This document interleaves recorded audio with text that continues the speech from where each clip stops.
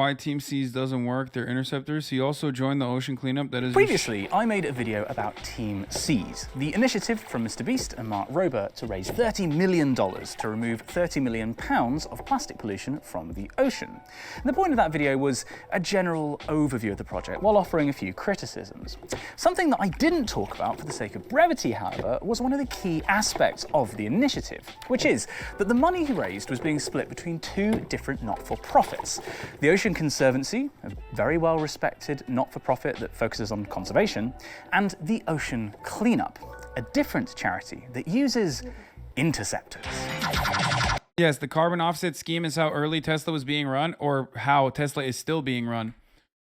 Carbon offsets are what kept Tesla afloat at a time when they just simply were not. Like that was the gigantic chunk of revenue that they were getting from other companies. They were doing like green energy carbon offset swaps with other companies that weren't making electric vehicles.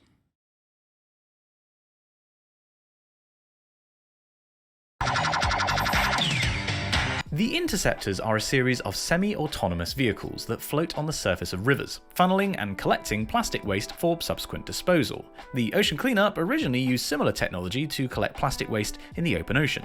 But Tesla was actually offsetting, it wasn't a scheme. Well, yes, technically Tesla was. Cars.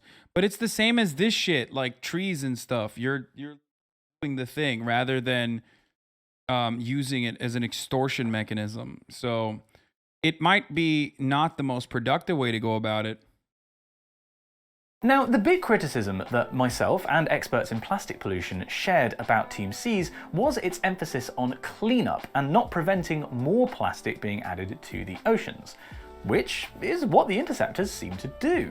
Mark Rober actually made a video showcasing how the interceptors aim to turn off the tap of plastic that currently pours into the ocean. But while on first glance the interceptors seem to turn off the tap of plastic pollution, the real picture is a bit more complex.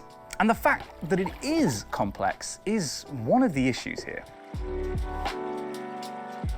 The interceptors work by collecting plastic that floats on top of rivers. Very sensible, but... Yeah, my name is Dr. Tim van Emmerik. I'm an assistant professor in hydrologic sensing at the Wageningen University in the Netherlands. And I lead the plastic team that focuses on river plastic pollution. And it's basically a project that focuses on developing the right tools to be able to quantify river plastic pollution in any river around the world. Well, I mean, if you just look around you, how many different kinds of plastics you find in your daily life? Well, multiply that with 2, 3, 5, or 10, and that's what we find in the rivers. Basically everything that you can imagine that's made out of plastic. I'm going to cover a couple more stories, and then I'm going to go into the Hasanabi video after this, okay?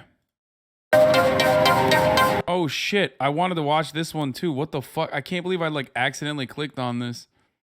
That's one I definitely want to watch. Using Snapchat to rob influencers. A river somewhere. What we find here in the Mekong is an incredible amount of foams. That's very different from rivers in, for example, Ghana or the Netherlands. In Ghana, a lot of drinking water is sold in plastic sachets rather than bottles. Then the European rivers, or we find completely different items again. So there we find mainly food packaging, cigarette butts, bottles and bottle caps. In our work, we differentiate between different river compartments. So as you say, you have the Okay, this is kind of boring. I'm sorry. I want to fucking move on to more fun shit.